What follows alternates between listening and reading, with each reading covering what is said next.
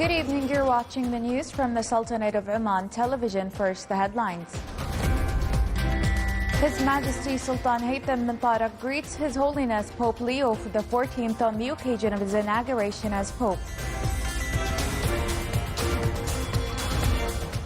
Dozens of Palestinians are martyred in Israeli raids on the Gaza Strip, and the humanitarian situation deteriorated as supplies from the Strip ran out.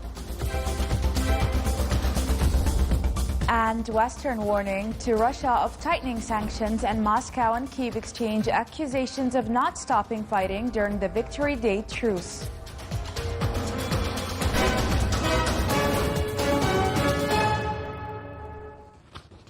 Those were the headlines. Now for the news in detail. His Majesty Sultan Haytham bin Tariq sent a cable of greetings to His Holiness Pope Leo XIV on the occasion of his inauguration as Pope.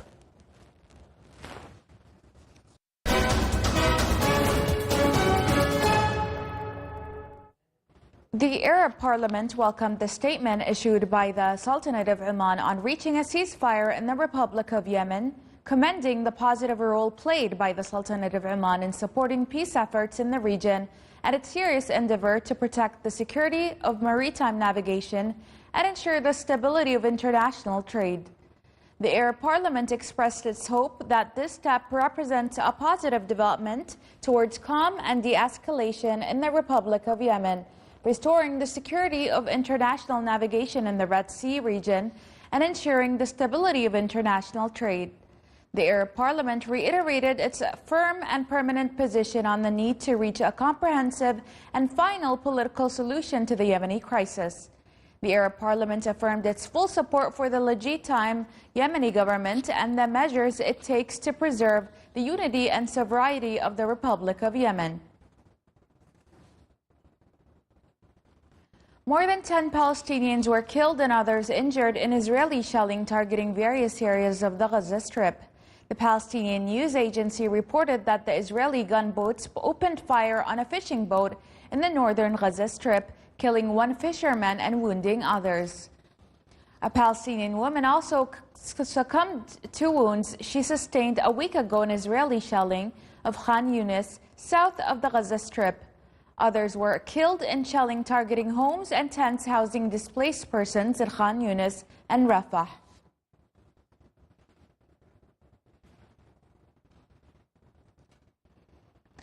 The United Nations Office for the Coordination of Humanitarian Affairs, OCHA, warned of a rapidly deteriorating humanitarian situation in Gaza as a result of the comprehensive Israeli ban on the entry of humanitarian and commercial goods while hostilities continue.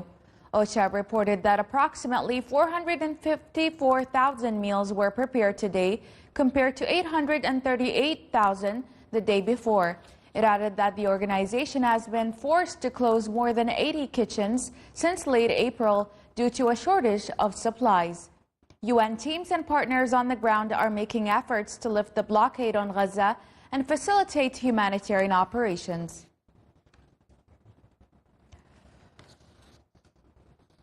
Indian and Pakistani soldiers exchanged heavy volleys of shells and gunfire across their frontier in Kashmir overnight, killing at least 5 civilians in a growing military standoff that erupted following an attack on tourists in the India-controlled portion of the disputed region. In Pakistan, an unusually intense night of artillery exchanges left at least 4 civilians dead and wounded 12 others in areas near the line of control that divides Kashmir. Local police official Adil Ahmed said. People in border towns said that firing continued well into this morning. India and Pakistan traded accusations of launching new military attacks using drones and artillery for the third consecutive day in the most violent bout of fighting between the two neighbors in nearly 3 decades.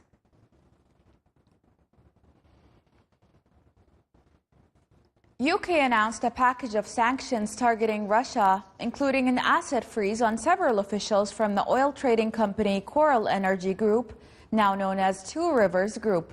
For his part, new German Chancellor Friedrich Merz said that Europe supports U.S. President Donald Trump's plan for a 30-day ceasefire between Russia and Ukraine at a time when Brussels and Washington are preparing to impose new sanctions on Russia if it refuses serious peace talks with Ukraine. The German chancellor added that Europe and the United States will continue to support Kyiv and increase their aid if necessary, explaining that this country remains opposed to joint EU debt to finance defense spending.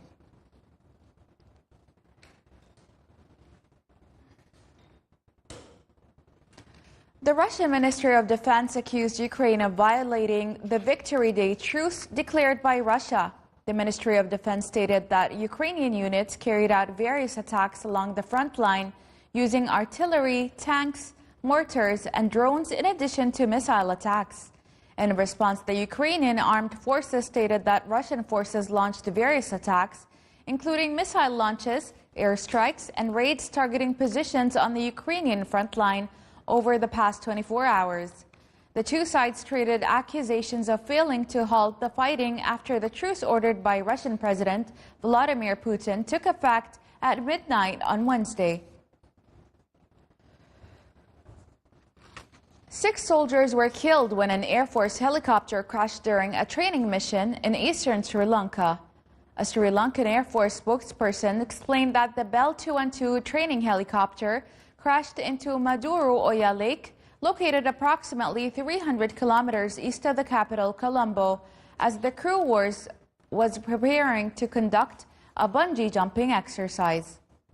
He added that the accident also resulted in minor injuries to 6 other soldiers, noting that the competent authorities have opened an investigation to determine the causes of the crash, which are not yet known. Still to come in our news bulletin. Completion rate of internal roads project in New Sai commercial neighborhood in Duqm raised to 93%.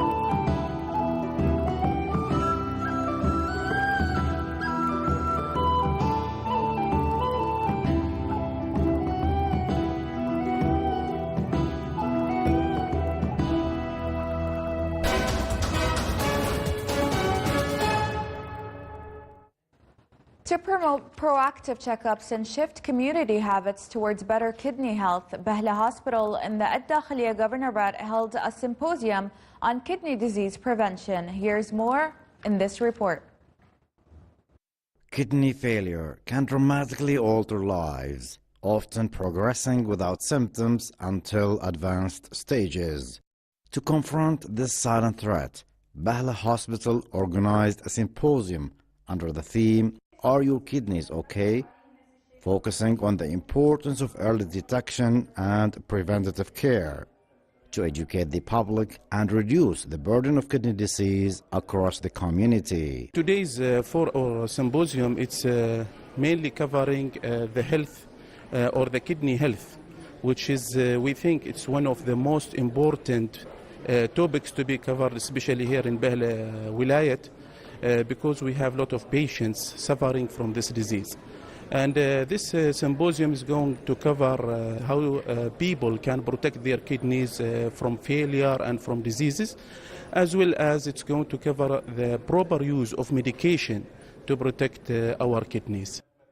The symposium featured presentations delivered by healthcare professionals, exploring a range of critical topics, including the link between chronic diseases like diabetes and kidney deterioration, the impact of overused medications on kidney function, as well as the clinical importance of routine screening. Non-communicable disease, as it's the major cause of death worldwide. It causes more than 80% death, and more than 70% of those deaths is because of cardiovascular diseases. This is because of the life change in lifestyle changes and because of the habit now between the people. One of them is diabetes, hypertension, dyslipidemia. These all are risk factors for chronic kidney diseases. So this activity came to increase awareness among people about the risk factor, to give them the wish and the desire to change their lifestyles for better life. Running alongside the presentations was an interactive health exhibition. Visitors were guided through stations explaining kidney anatomy, risk factors, and lifestyle tips, creating a space for sharing simple habits that can protect kidney function, while urging the public to act early and avoid potential complications. Early checks save lives, and awareness is the first line of defense. Reporting from the Wilaya of Bahla, this is Salih Bukhalfan al-Rahbi, الداخلية, Governorate. The completion rate of the internal roads project in the New Sai commercial neighborhood in the special economic zone at Duqm rose to 93% this April, as all basic works have been completed, making it ready for traffic movement, according to the Special Economic Zone Authority at Duqm. The New Sai commercial neighborhood is a modern investment and tourism destination in the Special Economic Zone in Duqm, and the Public Authority for Special Economic Zones in Duqm launched 2 years ago a plan to develop the neighborhood to include many typical facilities and services, including a 13.65-kilometer network of internal roads, including dual roads with a length of 4.25 kilometers with 2 lanes in each direction, 25 kilometers with 2 lanes in each direction, 9.4 kilometers of internal single roads with 1 lane in each direction. As part of the development plans carried out by Special Economic Zone at Duqm CZAD to develop all the districts within the master plan, CZAD spent a lot of efforts to provide services and facilities to enhance also the lifestyle within all the districts. Currently, CZAD implementing the road network, internal road networks within the commercial new district. The construction of 10 links connecting the internal road network with the main roads adjacent to the neighborhood and 7 intersections with traffic lights. The project also includes a 12.3-kilometer long stormwater drainage network, a 9.1-kilometer long sewage network, a 1.5-kilometer long stormwater drainage channel, in addition to more than 600 lighting poles. These districts include most of services like schools, health cares, parks, and retails, and banks services, and so on. The progress of this project reaching around 93%, and we expected to finalize this project by the second half of this year.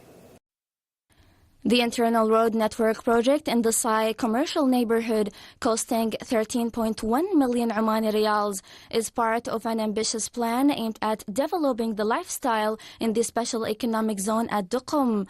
The zone administration is working to develop the infrastructure in the new Sai commercial neighborhood to be an integrated model neighborhood that includes various facilities and services that qualify it as a major investment, tourism, and entertainment destination in the special economic zone at Duqm.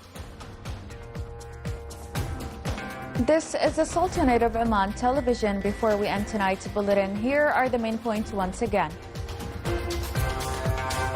His Majesty Sultan Haytham bin Tariq greets His Holiness Pope Leo XIV on the occasion of his inauguration as Pope.